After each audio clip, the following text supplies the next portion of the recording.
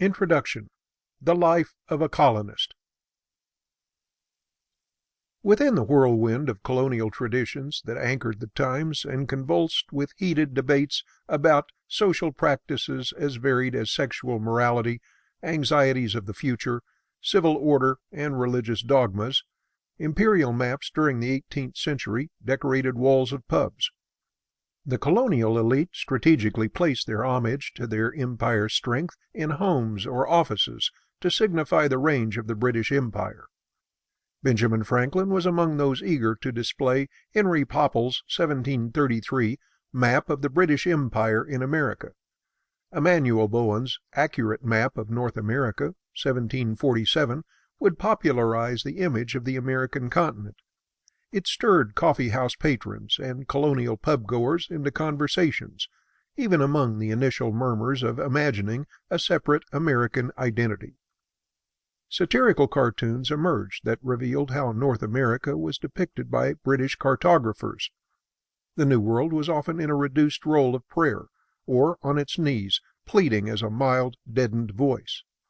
The colonies were often pictured as a female figure entertaining the English covered in feathers, or silent in the full range of imperial commerce that the empire boldly pursued everywhere.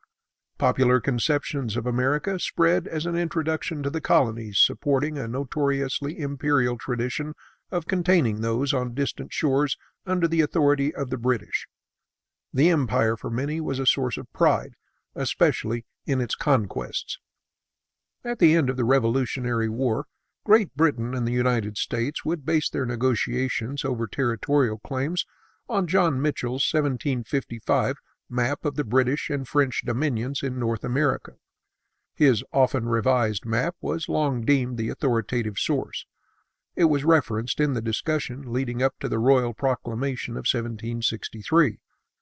Mitchell was a botanist who came to Virginia during the early part of the 18th century and was spoken of highly.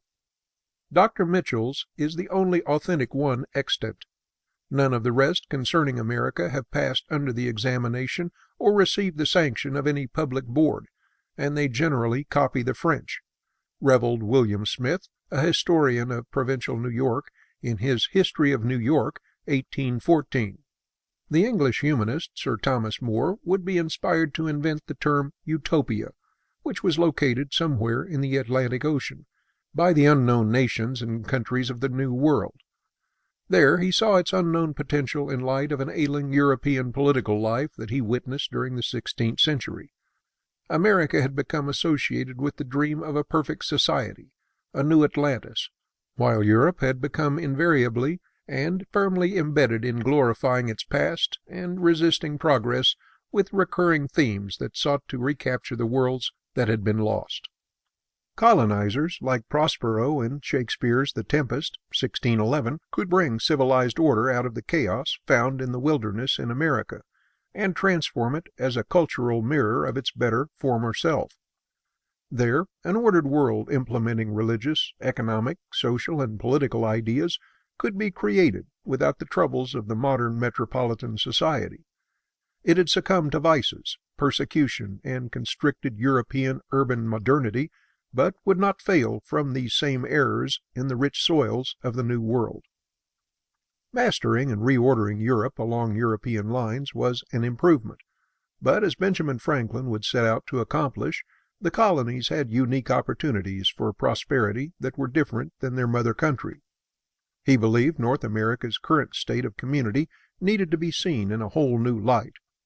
It would eventually become time to see that it was past the first drudgery of settling new colonies, as he characterized it in his broadside, A Proposal for Promoting Useful Knowledge Among the British Plantations in America, 14 May, 1743. While it's possible to consider that colonial international exchanges hampered America's attempts to forge its own unique identity, a more progressive perspective might suggest that the definition of community moved beyond geographical limits. It, in fact, allowed America to become itself, despite the efforts by early colonists to recreate America in Europe's image and fix the errors that Europe hadn't been able to escape.